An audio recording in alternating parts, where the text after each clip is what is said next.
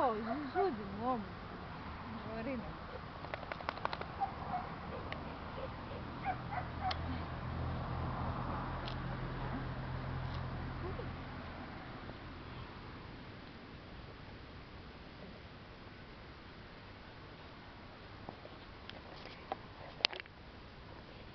Το ποδαράκι.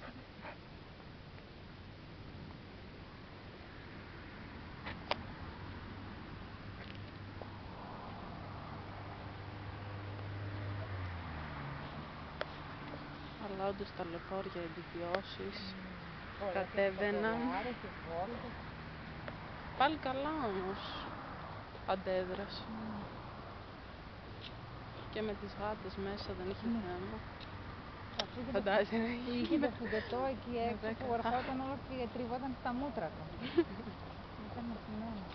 Θες δεν θες? Ελαφρώς λίγο το ξένει κάπως. Σαν να ναι, πατάει λίγο στραβό.